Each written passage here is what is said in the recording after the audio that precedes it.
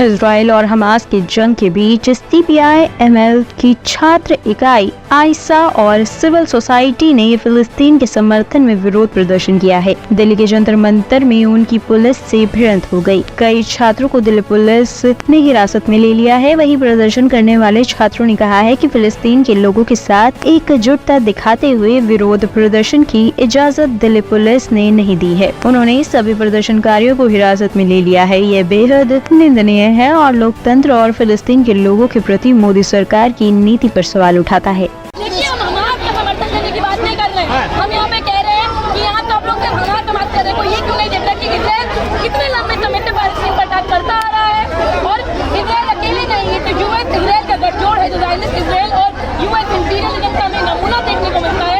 हम उसके खिलाफ प्रदर्शन कर रहे हैं। हम यहाँ कह रहे हैं कि क्यों आखिर एक ही बात को एक ही तरफा दिखाई जा रही है। और ये किसी ने जो है कि आज से कितने सालों से दशकों से पैलेस्टीनियंस को मारा जा रहा है, वहाँ पे बॉम्बिंग करने को मिलता है, गाजा स्ट्रिप पर कॉन्स्टेंटली मिलता है और इतनी जो मेहनत करते हैं उससे पहले वो मरती है, वो दोनों देशों की मरती है।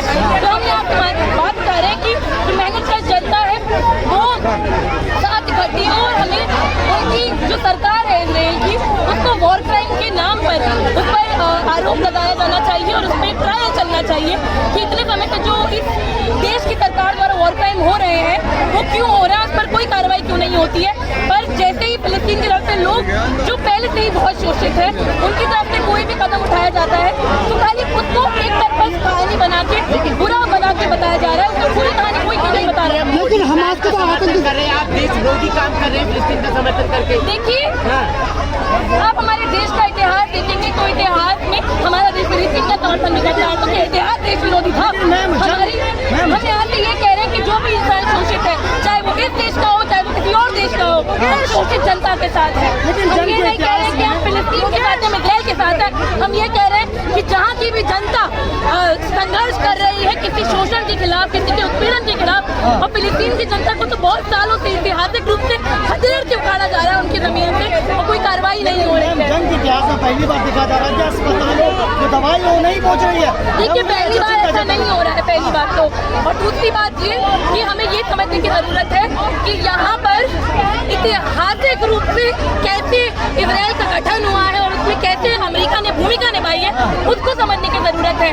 क्योंकि हमारा देश अमेरिका के निकट हो या इजराइल के निकट हो, उसका मतलब ये नहीं है कि कहीं पे किसी इंसान का शोषण हो रहा है तो जनता शोषण के खिलाफ आवाज नहीं उठाएगी। हम शोषण के खिलाफ आज प्रदर्शन कर रहे हैं और जितनी शोषित जनता है उनकी आवाजों के लिए प्रदर्शन कर रहे हैं यहाँ पर।